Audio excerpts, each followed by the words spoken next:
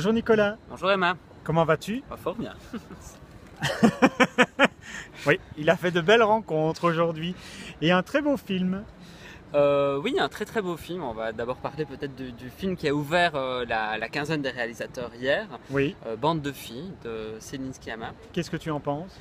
C'est peut-être un poil trop esthétique, mais en même temps c'est un film formidable. Céline Sciamma parle vraiment de la place des femmes dans la société. Il y a une séquence d'ouverture qui est proprement sublime, au cours de laquelle on suit vraiment un groupe de filles qui rentrent dans une cité.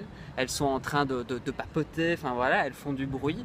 Mais une fois qu'elles rentrent dans la cité, elles se taisent, elles s'effacent complètement parce qu'elles rentrent dans un milieu qui est un milieu masculin. Oui, mais alors ce qui est fort également par rapport au film, c'est que ça se produit en France. C'est un constat de la France d'aujourd'hui. Oui, mais c'est un constat assez universel, malheureusement, le fait que les femmes soient quelque part opprimées. C'est un portrait vraiment subtil, c'est intelligent, c'est une mise en scène qui est vraiment très belle. Ce qui est bien, c'est que les Français ont Christine Boutin et ainsi la valeur de la femme va évoluer fortement. Oui, fortement. Mais ce qui est aussi d'intéressant ici dans le film, c'est que ce sont des protagonistes noirs, Oui.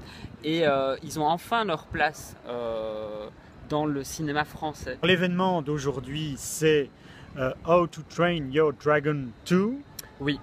Et alors? Et alors je ne l'ai pas vu parce que je me réserve un seul film en 3D sur le festival et c'est le film de Godard.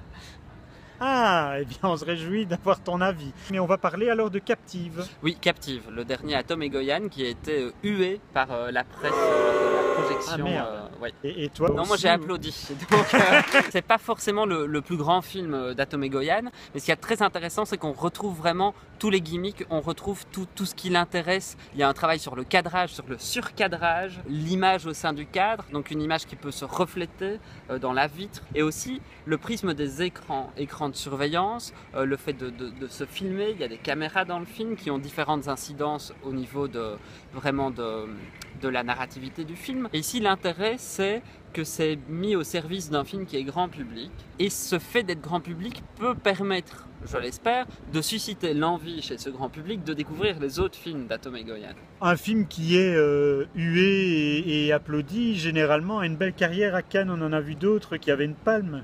Oui, enfin, j'ai beaucoup aimé le film, je l'apprécie pour plusieurs choses, mais je n'irai peut-être pas jusqu'à lui remettre un prix.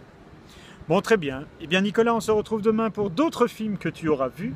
Et à bientôt, à demain. Et à bientôt, à demain, oui.